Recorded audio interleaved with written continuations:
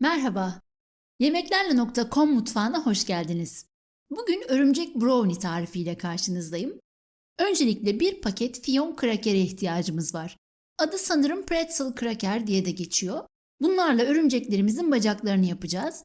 Benim kullandığım brownie paketinin içinde 9 tane vardı. Her örümceğe 6 bacak takacağımız için toplamda 54 tane J şeklinde kraker parçası elde etmemiz gerekiyor. Bıçakla keserek veya elle parçalayarak yapabilirsiniz. Ancak denemelerim sonucunda en kolayının elle parçalamak olduğunu söyleyebilirim. Kırılanları ve artanları da çay saatinde afiyetle tüketiyoruz tabii ki. O yüzden rahat rahat denemeler yapıp gerekli sayıda parçayı elde ediyoruz öncelikle. Önce alttaki büyük kısmı kırıp sonra kalan parçayı ikiye bölerseniz fazlalıkları temizlediğinizde her krakerden 2 bacak çıkarmış olacaksınız.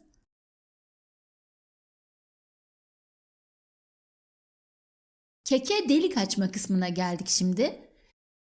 Keki alırken dışı tamamen kalın çikolata kaplı bir çeşit seçmezseniz bacakları ve gözleri monte etmemiz daha kolay olacaktır. Bunun için benimki gibi sivri ve ince uçlu bir bıçak kullanmanızı öneririm.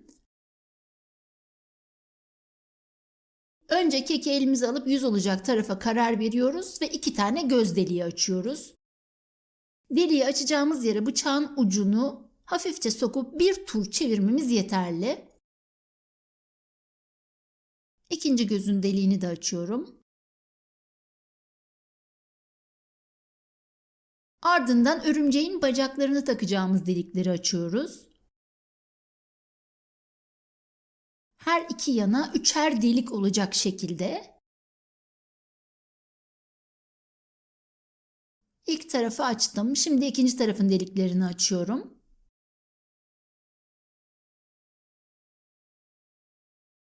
Şimdi bacakları yerine takalım. Bu tarifi çocukların doğum günlerinde, partilerde veya Cadılar Bayramı gibi konseptlerde çok pratik bir şekilde 10-15 dakika içinde hazırlayabilirsiniz. Sizin böyle kurtarıcı tarifleriniz var mı? Evet diyenleri yorumlara bekliyorum. Bacakların dengesini elinizle aslında ayarlayabilirsiniz çok rahat bir şekilde. Uzun kalanı biraz daha içeriye sokup kısa kalanı biraz dışarıya çıkararak şu anda yaptığım gibi. Sıra gözlere geldi. Onlar için de marketlerde pasta süsü olarak satılan top şeklinde şekerlemelerden kullandım.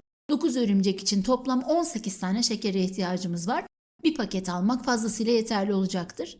Videoyu beğendiyseniz beğeni tuşuna basar, önerilerinizi veya yorumlarınızı bize yazarsanız çok seviniriz. Tada! Korkunç brownie örümceğimiz hazır.